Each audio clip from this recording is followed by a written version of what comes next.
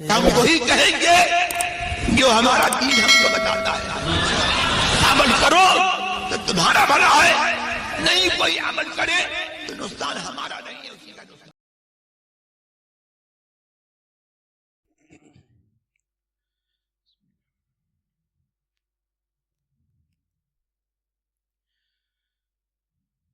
بسم اللہ الرحمن الرحیم نحمده ونصلي ونسلم على رسوله الكريم اما بعد فاعوذ باللہ من الشیطان الرجیم بسم اللہ الرحمن الرحیم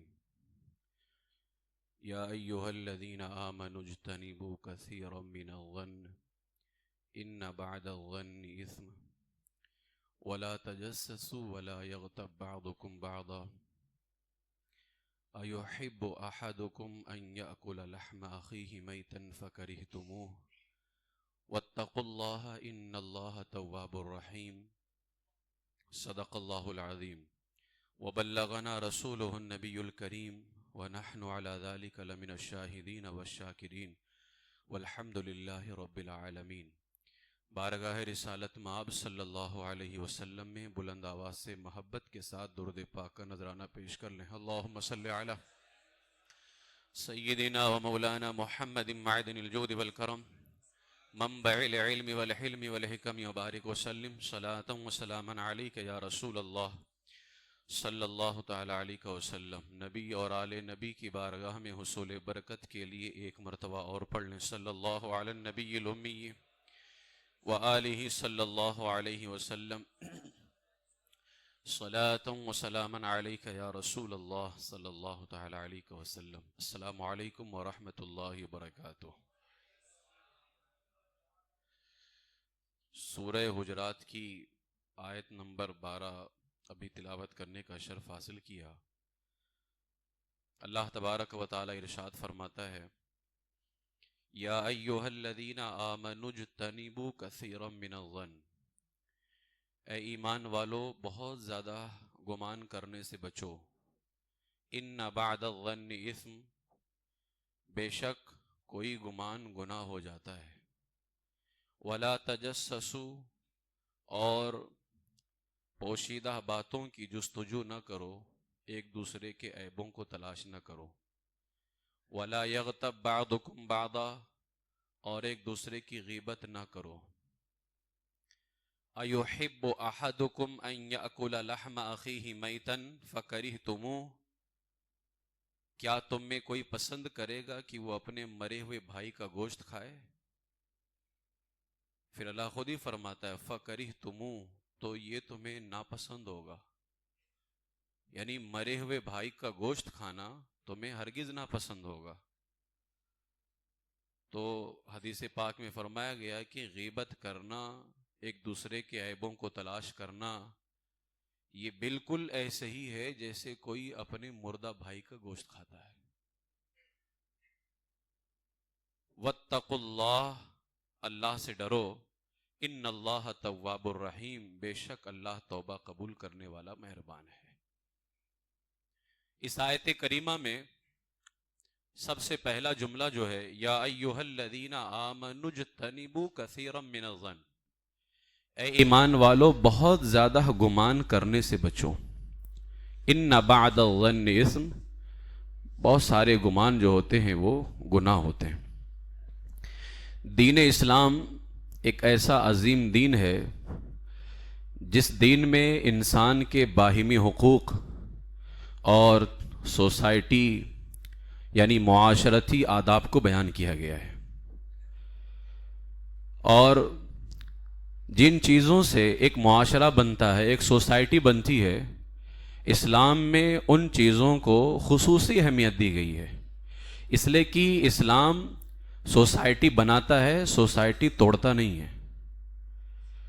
تو سوسائٹی بنانے کے لیے، معاشرے کو بنانے کے لیے جن چیزوں کی ضرورت پیش آتی ہے، اسلام نے ان چیزوں کا لحاظ کیا ہے. اور وہ کیا ہے؟ ایک دوسرے کے حقوق ہیں، باہمی حقوق، آپسی حقوق. اب جن چیزوں سے اسلام نے بچنے کو منع کیا ہے تاکہ معاشرہ خراب نہ ہو جائے، سوسائٹی خراب نہ ہو جائے، ان میں ایک چیز بدگمانی ہے۔ بدگمانی ایسی بیماری ہے کہ اس سے معاشرہ خراب ہوتا ہے۔ سوسائٹی کی تعمیر نہیں ہوتی ہے، تخریب ہوتی ہے۔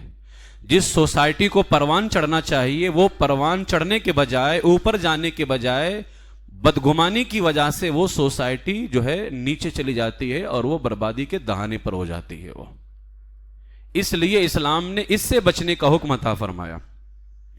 قرآن مقدس میں ایک مقام پہ اسی لیے فرمایا ان السمع والبصر والفؤاد كل اولئک کان عنہ مسئولا، بے شک کان اور آنکھ اور دل ان سب کے بارے میں سوال کیا جائے گا۔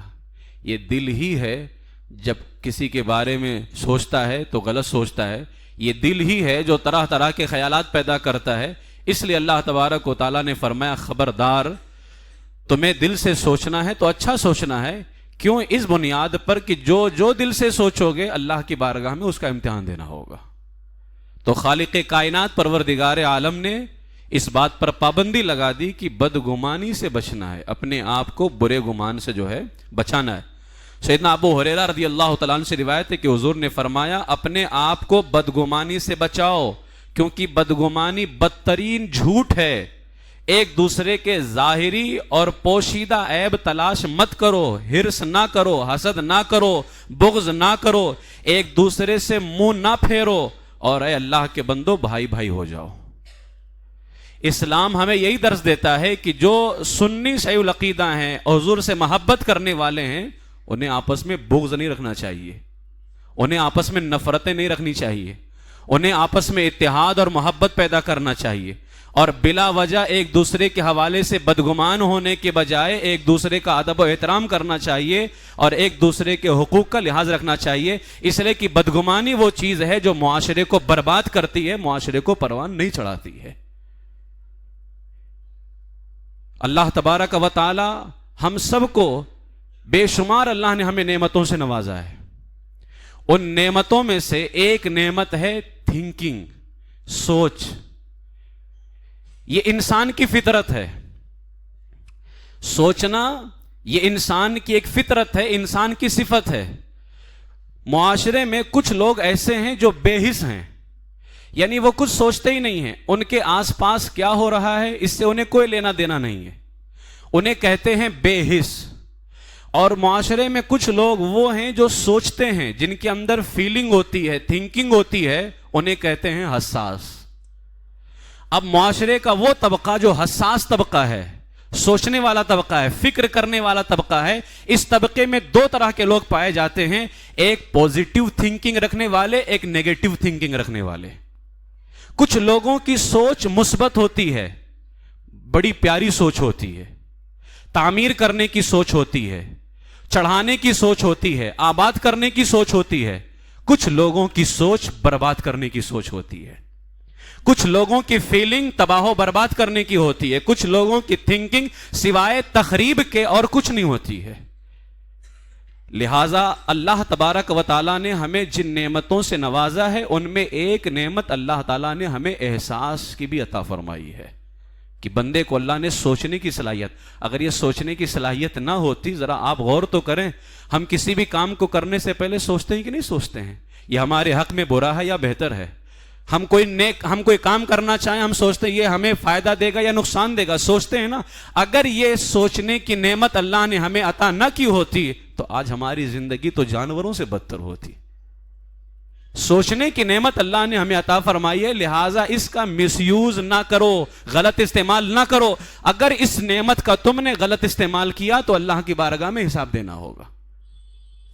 تو یہ تو آخرت میں جو ان کے ساتھ معاملات ہوں گے وہ تو ہوں گے ہی، دنیا میں جو ہے یہ غلط سوچنے کا جو اثر ہوتا ہے، بہت سارے حضرات جیسے مثبت سوچتے ہیں، پوزیٹیو سوچ رکھتے ہیں، وہ کوئی بھی کام کریں نا تو اس میں ایک مثبت پہلو نکال لیتے ہیں، میں یہ کام کروں گا مجھے فائدہ ہوگا۔ وہ کہیں نہ کہیں سے اس کے اندر ایک ایسا پہلو، ایک ایسا راستہ نکال لیتے ہیں جو فائدہ دینے کا راستہ ہوتا ہے۔ ظاہر سی بات ہے جو انسان اصلاح کرنا چاہے وہ کوئی نہ کوئی طریقہ ڈھونڈے گا کہ کہیں نہ کہیں سے اصلاح کا راستہ نکلا ہے۔ اس کو میں اس طرح سے سمجھاؤں، جب انسان کسی سے محبت کرنے لگ جائے تو ظاہر سی بات ہے اگر کبھی اس کی غلطی سامنے آئے تو وہ کچھ ایسا تلاش کرتا ہے کہ مجھے کچھ ایسا مل جائے کہ اس کی غلطیوں پر پردہ پڑ جائے، اس لیے کہ اس سے محبت ہو گئی ہے۔ تو جو انسان اصلاح کرنا چاہے، آباد کرنا چاہے، اس کو بڑھانا چاہے، چڑھانا چاہے، وہ ایسا سوچے گا کہ جس کی بنیاد پر تعمیر ہو، یعنی پروان چڑھے، آبادی بنے، اور جس کی سوچ جو ہے نا برباد کرنے کی ہو اور وہ نیگیٹو سوچ رکھتا ہو، وہ سوائے تخریب کے برباد کرنے کے کچھ نہیں سوچتا ہے۔ معاشرے میں وہ طبقہ جو نیگیٹو سوچ رکھتا ہے، اس سوچ کی بنیاد پر اس کے اندر گستاخانہ، متعصبانہ رویہ، غیر اخلاقی خیالات، اسی طریقے سے کسی کے اوپر طنز کرنا، کسی کی توہین کرنا، شک کرنا، دھوکہ دینا، ذہنی انتشان، اس کے علاوہ مایوسی اور حوصلہ شکنی، عدم ایمان، عدم اطمینان اس کے اندر نہ ہونا، یہ ساری برائیاں اس کے اندر پیدا ہو جاتی ہیں۔ اور ایسے لوگوں کو معاشرے کے اندر یا تو نیگیٹو پیپل کہا جاتا ہے یا زہریلے لوگ، ٹاکسڈ پیپل کہا جاتا ہے۔ ایسے لوگوں کو معاشرے میں زہریلے لوگ کہا جاتا ہے جو اپنے اندر نیگیٹو سوچ رکھتے ہیں اور منفی سوچ رکھتے ہیں، ٹاکسڈ پیپل، یعنی ان کی وجہ سے معاشرے میں زہر پیدا ہوتا ہے۔ ہمیں وہ بننا ہے کہ جس کی بنیاد پر معاشرے میں خوشبو پیدا ہو، معاشرے میں زہر نہ پیدا ہو۔ اگر معاشرے میں آپ کی وجہ سے خوشبو پیدا ہو تو یقین جان لیں کہ آپ اس معاشرے کے لیے لائف ہیں، زندگی ہیں، کیونکہ آپ کی وجہ سے اس معاشرے کی زندگی بن رہی ہے۔ اور اگر آپ اس معاشرے کے لیے زہر ہیں تو پھر آپ ایک مردار سے بدتر ہیں، کیونکہ مردے کی بنیاد پر کوئی کام نہیں ہوتا ہے، تو آپ کی بنیاد پر تو نقصان ہو رہا ہے، کسی کام کا نہ ہونا تو دور کی بات ہے۔ اس لیے اپنے اندر سے ہمیں نیگیٹو سوچ کو، کیونکہ اللہ تعالیٰ نے ہمیں سوچنے کی نعمت عطا فرمائی ہے، لہٰذا اپنی سوچ کو بہتر بنانے کی کوشش کریں۔ اور قرآن مقدس میں اسی لیے فرمایا یا ایھا الذین آمنوا اجتنبوا کثیرا من الظن ان بعض الظن اسم، اے ایمان والو بے پناہ جو ہے بلا وجہ گمان سے بچو، گمان کرنے سے، سوچنے سے بچو۔ بہت زیادہ سوچنا بھی کبھی کبھار جو ہے وہ گناہ کے راستے پر لے کر کے جاتا ہے۔ بخاری شریف میں ایک حدیث پاک ہے، میرے آقا علیہ السلام نے فرمایا ایاکم والظن فإن الظن اکذب الحدیث، گمان سے بچو کیونکہ گمان سب سے جھوٹی بات ہے۔ لہٰذا میرے آقا علیہ السلام کی اگر سیرت کا بھی مطالعہ کیا جائے تو حضور کی سیرت کے اندر بھی یہ بات بالکل ظاہر ہوتی ہے کہ حضور نے ہمیشہ پوزیٹیو تھنکنگ کو اور سوچ کو اپنایا۔ ہمیشہ حضور علیہ السلام کی سیرت کا مطالعہ کریں، بے شمار دیکھ لیں۔ فتح مکہ، حضور نے مکہ شریف فتح کیا، کتنے لوگ تھے جنہوں نے حضور کو ستایا تھا، حضور کے راستوں میں کانٹے بچھائے تھے، حضور کو طرح طرح کی تکلیفیں دی تھیں۔ اگر میرے آقا علیہ السلام چاہتے تو ان سب کو جو ہے ایک ہی وقت میں سب کو ختم کر سکتے تھے، لیکن میرے آقا علیہ السلام نے وہ سوچ نہیں اپنایا، بلکہ حضور علیہ السلام نے کس سوچ کو اپنایا؟ آپ نے فرمایا آج معاف کرنے کا دن ہے۔ اس کو کہتے ہیں مثبت سوچ۔ حضور نے فرمایا معاف کرنے کا دن ہے۔ طائف کے بازار میں حضور پر کتنے پتھر برسائے گئے، میرے آقا علیہ السلام کے مبارک پاؤں خون سے لہو لہان ہو گئے، حتیٰ کہ حضور سید عالم صلی اللہ علیہ وسلم زخموں کی وجہ سے زمین پر آنے لگے۔ جبریل امین آئے، طائف دو پہاڑوں کے درمیان میں ہے، جبریل امین نے فرمایا حضور آپ حکم دیں میں دونوں پہاڑوں کو ملا دوں، یہ طائف والے تباہ و برباد ہو جائیں۔ حضور نے فرمایا نہیں، یہ میری قوم ہے، یہ مجھے نہیں جانتی ہے، میں جانتا ہوں کہ آنے والے دنوں میں میرے دشمن نہیں ہوں گے، میرے کلمہ پڑھنے والے ہوں گے۔ یہاں پر جبریل امین آئے تھے کہ یا رسول اللہ آپ حکم دیں، کیونکہ اللہ کو پسند نہیں آیا اس کے محبوب کو کوئی تکلیف دے، لیکن میرے آقا علیہ السلام نے کس سوچ کو اپنایا ہے؟ لہٰذا ہم ان کے غلام ہیں، ہم دنیا داروں کے غلام نہیں ہیں، ہم دنیا کی کسی اور کی غلامی نہیں کرتے، ہم حضور پاک کی غلامی کرتے ہیں۔ لہٰذا ہمیں اپنی سوچ بھی کیا رکھنی چاہیے؟ پوزیٹیو سوچ رکھنی چاہیے، ہر معاملے کے اندر ہمیں اچھا سوچنا چاہیے۔ جب انسان غلط سوچتا ہے، منفی سوچ رکھتا ہے، تو وہ طرح طرح اس کے راستے میں رکاوٹیں بنتی ہیں۔ ظاہر سی بات ہے وہ کوئی کام کرنا چاہے گا، دیکھو غلط سوچنے والا انسان جب کوئی کام شروع کرنا چاہتا ہے تو جانتے ہو کیا کرتا ہے؟ وہ دیکھتا ہے کہ اس کام کو کس نے شروع کیا تھا۔ اب دیکھو وہ کام شروع کرنے والے دو طرح کے لوگ ہوں گے، یا تو کچھ لوگوں نے وہ کام شروع کیا ہوگا وہ کامیاب ہو گئے ہوں گے، اور کچھ لوگوں نے وہی کام شروع کیا ہوگا وہ ان کو ناکامی ہوئی ہوگی۔ ضروری تو نہیں نا کہ ہر کام میں ہر شخص کامیاب ہو جائے، تو اب اسے دیکھنا چاہیے تھا کہ اس کام کی بنیاد پر کون کون لوگ کامیاب ہوئے ہیں۔ تو نیگیٹو سوچ رکھنے والا، منفی سوچ رکھنے والا ان لوگوں کو دیکھتا ہے جنہوں نے اس کام کو کیا اور وہ ناکام ہو گئے۔ اب وہ سوچتا ہے کہ میں یہی کام کروں گا تو جیسے فلاں ناکام ہو گیا میں بھی ناکام نہ ہو جاؤں۔ جبکہ اسی کام کی بنیاد پر کچھ لوگ کامیاب بھی ہوئے ہیں. اس کو سوچنا چاہیے تھا کہ فلاں نے یہی کام کیا، وہ کامیاب ہو گیا ہے، لیکن وہ ان لوگوں کو دیکھ رہا ہوتا ہے جو ناکام ہوئے ہیں.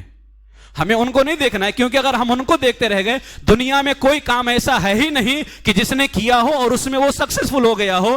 ہر کام کے اندر کوئی کام ہوتا ہے، کوئی کامیاب بھی ہوتا ہے اور کوئی ناکام بھی ہوتا ہے. اگر ہم کام کے اندر یہ دیکھیں گے فلاں ناکام ہو گیا ہے تو ہم کوئی کام نہیں کر پائیں گے.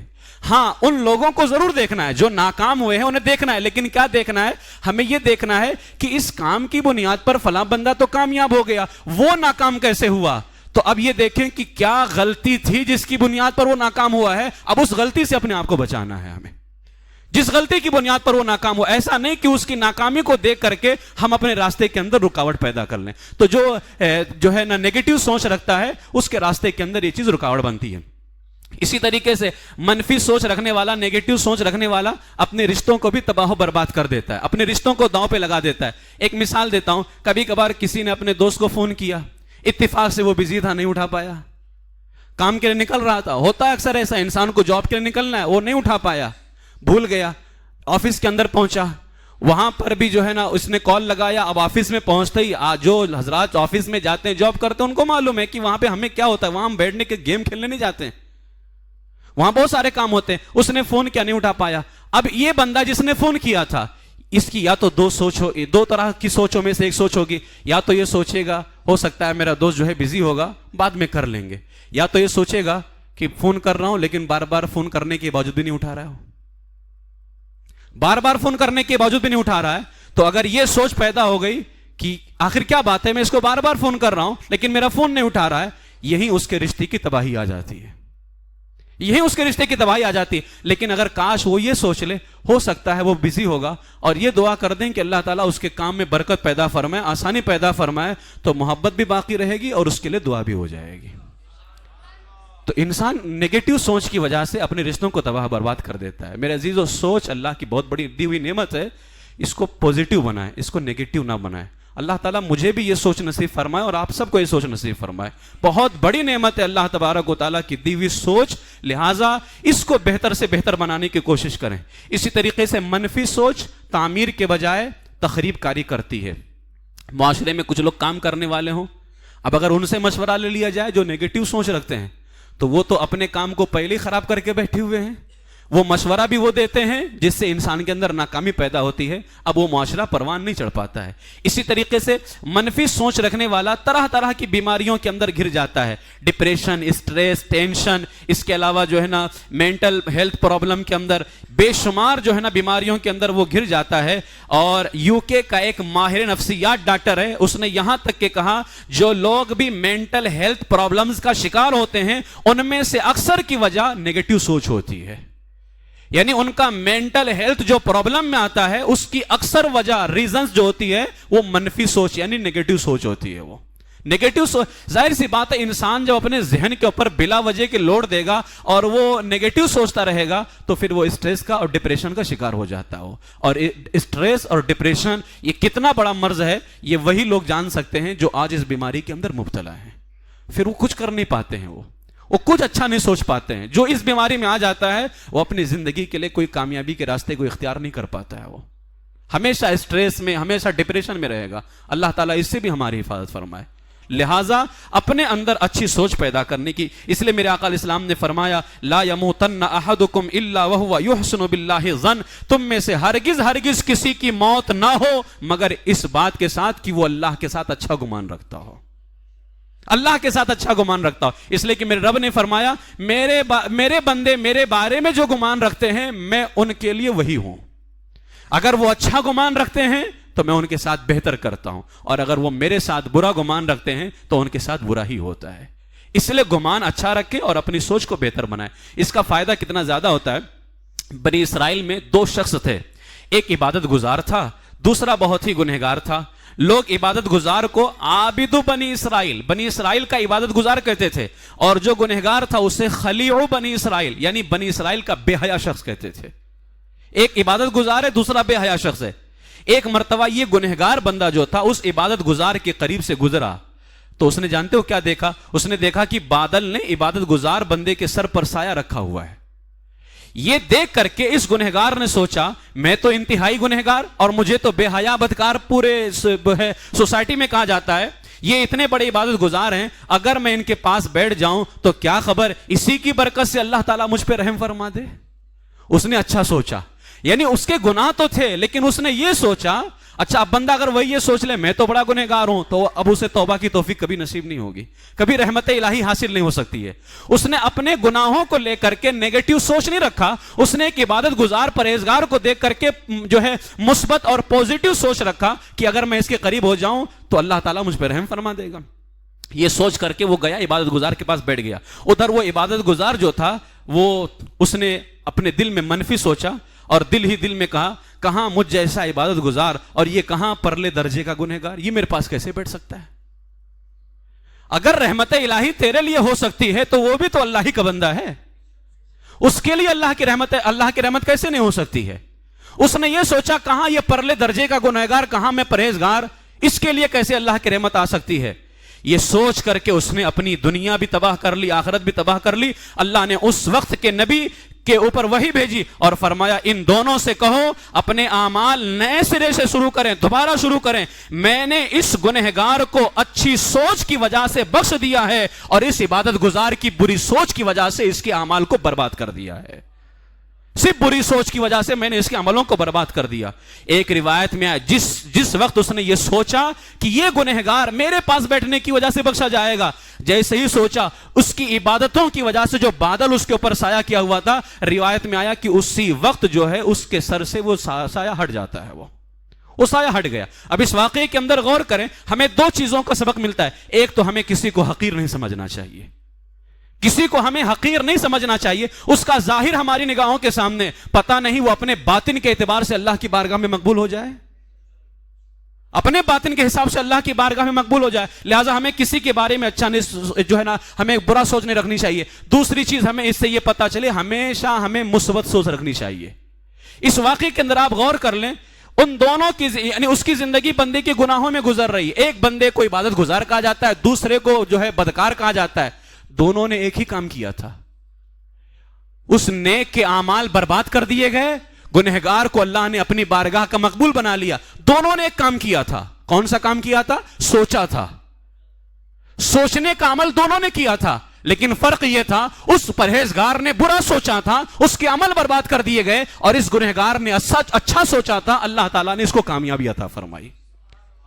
ساری زندگی کے عمل اس کے برباد کر دیے گئے. لیکن ایک وقت ایسا آیا دونوں نے کام ایک ہی کیا, سوچنے کا کام تھا, بس فرق یہ تھا کہ ایک نے اچھا سوچا تھا اور ایک نے برا سوچا تھا. اس لیے اپنی فکر کو بدلنے کی کوشش کریں میرے عزیزو. جب انسان اپنی فکر کو جو ہے بدلتا ہے اور اپنی سوچ کو بدلتا ہے تو اللہ تبارک و تعالیٰ اس کو کامیابی عطا فرماتا ہے. غلط خیالات کے بہت جو ہے اس کے نقصانات ہوتے ہیں. یہاں پر جو ہے ایک بہت سارے حضرات کبھی اماموں کے بارے میں کہہ دیتے ہیں فلاں امام صاحب یہ کر رہے تھے, فلاں امام صاحب یہ کر رہے تھے. اب سننے والا بندہ بدگمان ہو گیا. بہت سارے اچھے گمان رکھتے بھی ہیں, بہت سارے اچھے گمان رکھتے ہیں. ایک جو ہے ایک واقعہ بیان کیا جاتا ہے کہ مدرسے کے طالب علموں کے لیے ایک چودھری جو تھا بہت بڑا مالدار تھا, وہ سال بھر کی گندم مدرسے کے لیے وقف کرتا تھا, گیہوں مدرسے کے لیے دیتا تھا. ایک سر پسند ہوتے نا کچھ لوگ جو دیتے ہیں نا ان کو پسند نہیں آتا دیتے کیوں ہیں, انہیں وہ دیتے بھی نہیں ہیں اور انہیں یہ بھی پسند نہیں آتا کہ فلاں کیوں دیتا ہے, کسی عالم کی مدد یا کسی طالب علم کی مدد فلاں کیوں کرتا ہے, وہ خود بھی نہیں کرتے ہیں اور انہیں یہ پسند بھی نہیں آتا ہے کہ فلاں کیوں کرتا ہے. تو اب وہ چودھری صاحب دیتے, سال بھر کی گندم ایک ساتھ دیتے تھے. اس سرپسند کو شریر کو پسند نہیں آیا کہ دے, اس نے چودھری کو کان بھرا جا کر کے اس نے کیا کہا, چودھری صاحب مدرسے جا کر کے پتہ کیجئے کیا کیا خیانت ہو رہی ہے. آپ سال بھر کی گندم جو ہے مدرسے میں دیتے ہیں, آدھا گندم جو ہے نا مدرسے کے مدرس صاحب اپنے گھر اٹھا کر کے لے کر کے جاتے ہیں. آدھا سال کا گیہوں وہ اپنے گھر اٹھا کر کے لے کر کے جاتے ہیں. اللہ تعالیٰ اس چودھری کی قبر پر رحمتوں کی بارش فرمائے. اس کا کان بھرنا چاہا تاکہ یہ مدرسے میں گیہوں دینا بند کر دے. چودھری اٹھا اور اس شریر کو اپنے گلے سے لگایا اور شکریہ ادا کر کے کہتا, یار تو پہلے کہاں تھا, یہ بات بتا کہ تو نے مدد کر دی ہے, آج سے سال بھر کی گندم مدرسے میں بھی جائے گی اور اس مولانا کے گھر پر بھی جائے گی, مدرسے میں بھی جائے گی اور اس کے گھر پر بھی جائے گی. وہ میں اس کی مدد نہیں کر پا رہا تھا, میں جان نہیں پا رہا تھا, اس کا مطلب کہ وہ بھی ضرورت مند ہے, لہٰذا تو کاش میری مدد پہلے ہی کر دیتا, تو آج سے میں سال بھر کی گندم مدرسے میں بھی دوں گا اور اس کے گھر پر بھی دوں گا.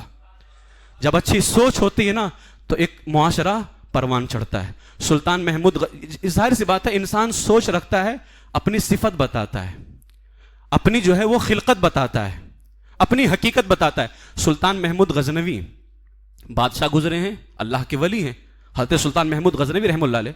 انہوں نے ایک مرتبہ کہا میں حضرت خضر کی زیارت کرنا چاہتا ہوں. ایک غریب بندہ آیا, اس نے کہا میں زیارت کراؤں گا لیکن ایک شرط ہے, میں غریب آدمی ہوں, 6 مہینے کا خرچہ میرے گھر کا اٹھانا پڑے گا. کہا کہ ٹھیک ہے. 6 مہینے اس کا خرچہ اٹھاتے رہے سلطان محمود غزنوی. 6 مہینہ ہو گئے. کہا وظیفہ پورا ہوا زیارت کرانے کا.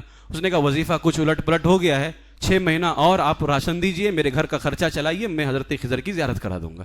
جب سال بھر ہو گئے, حضرت سلطان محمود غزنوی نے بلایا. اس نے کہا کہاں میں غریب بندہ اور کہاں خضر علیہ السلام, میں نے تو جھوٹ بولا تھا, غریب آدمی تھا, میں نے سوچا اسی بہانے میرے گھر کا خرچہ چل جائے, اسی بہانے میرے گھر کا خرچہ چل جائے. اب سلطان محمود غزنوی نے دربار لگایا, اس کو بلایا اور اپنے درباریوں سے پوچھا اب بتاؤ جو سلطان کو جھوٹ بولے اس کے ساتھ کیا کیا جائے. ایک درباری نے کہا کہ سلطان سے جو جھوٹ بولے فوراً اس کے سر کو اڑا دیا جائے. ایک نورانی بزرگ چہرے والے بیٹھے ہوئے تھے, انہوں نے کہا کہ اے بادشاہ اس نے سچ کہا, جو سلطان سے جھوٹ بولے اس کی گردن مار دینی چاہیے. سلطان نے دوسرے درباری سے پوچھا تم بتاؤ کیا کرنا چاہیے, تو اس نے کہا اگر آپ اس کو ڈائریکٹ مار دیں گے تو اس کی جو سزا ہے وہ کم ہوگی, فوراً مر جائے گا. ایک کام کریں, اس کے پیچھے کتے چھوڑ دیں, کتے اس کو نوچیں گے دھیرے دھیرے کر کے, یہ اس کی سزا زیادہ ہوگی. اس نورانی چہرے والے نے کہا کہ بھائی بادشاہ سلامت, اس نے بھی سچ کہا. بادشاہ نے ایاز سے پوچھا, ایک ہی صف میں کھڑے ہو گئے محمود و ایاز, نہ کوئی بندہ رہا نہ کوئی بندہ نواز. ایاز سے پوچھا, ایاز نے کہا کہ بادشاہ سلامت اس کے جھوٹ بولنے کی وجہ سے آپ کی عزت میں تو کوئی کمی نہیں آئی, کیونکہ جھوٹ اس نے بولا ہے, آپ نے تو نہیں بولا ہے, اور آپ نے سال بھر اس کا خرچہ چلایا, اس کی بنیاد پر آپ کے خزانے میں بھی کوئی کمی نہیں آئی ہے, تو آپ اس کو معاف کر دیجئے. اس نورانی چہرے والے نے کہا کہ اے بادشاہ سلامت اس نے بھی سچ کہا. اب بادشاہ حیران تھا کہ 3 باتیں سامنے آئیں اور یہ تینوں کو کہتے ہیں سچ.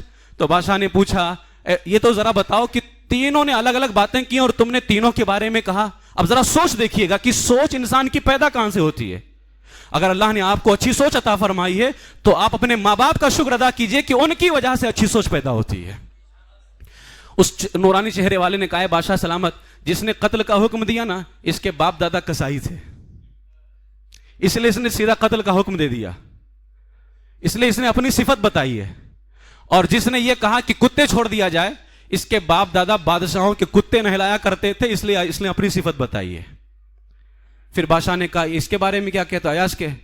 تو اس دن اس نورانی چہرے والے نے کہا بادشاہ تجھے آج تک نہیں پتا چلا, یہ ایاز سید ہے, اور سیدوں کا طریقہ یہ ہے کہ بادشاہ میں کربلا میں سب کچھ قربان کر کے بھی اپنے دشمنوں کو معاف کر دیا انہوں نے.